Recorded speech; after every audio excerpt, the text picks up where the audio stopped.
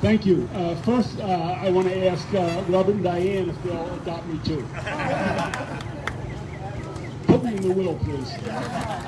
I'm getting all the jewelry. I'm getting all the jewelry. I'll take one earring. Okay. First of all, thank you all for coming out this evening, this afternoon, and Streetcar for hosting this. You know, the Maryland General Assembly, where I serve, and Wanika has served, and she'll be moving upward, laterally, or whatever to the county council,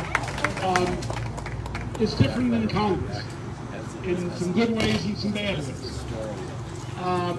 It's different because we're less dysfunctional than Congress. We get more done.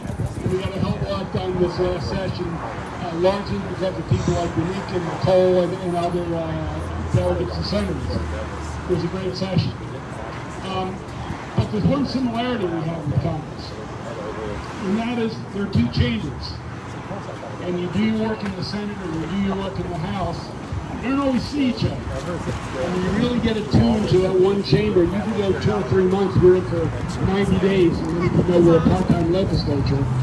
You can go almost 3 months without seeing your colleagues in the other chamber. Sometimes we talk about the upper chamber, lower chamber, but I'll put that aside for today. And so, I haven't always been able to see Wanika up close. She's in the House, one of 141. I chair a committee in the Senate, one of 47. And I'm a strong believer in no investigation, no right to speak. In other words, I didn't see her work close up. I wasn't on her committee. I knew her and I've known her. Strong, charming, thoughtful individual.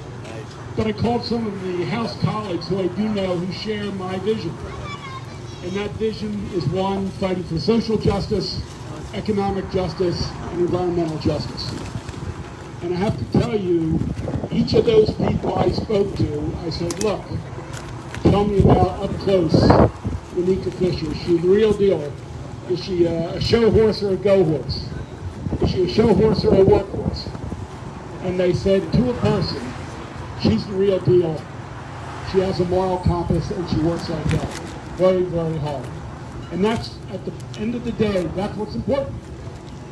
You know, fighting for social and civil rights, social justice and civil rights, fighting economic inequality, taking care of working families, not worrying about the top 1 or 2 or 5%, but giving voice to the voiceless, and also fighting on the environment, which you spend a lot of time doing. Fighting climate change, being a colleague of mine, and someone who's helping in the other chamber. So, because she holds that vision, and everyone I talk to who I respect, who I've had long time relations with, say, she is the one. And finally, let me say this. You know, when you're on the county council with 11 people, you got to be able to stand on your own 2 feet. You got to be able to make some tough decisions, make some political calculations, and there's not 10 or 20 or 50 people to tell you, or one person you go to who says to do this or do that. You have to be able to stand on your own 2 feet. Wanika can do that. She's proven it. It'll be important criteria for her work in Upper Marlboro with the county executive, who we'll hear from in just a moment. And that's the other thing that gives me confidence that we're endorsing Wanika. She's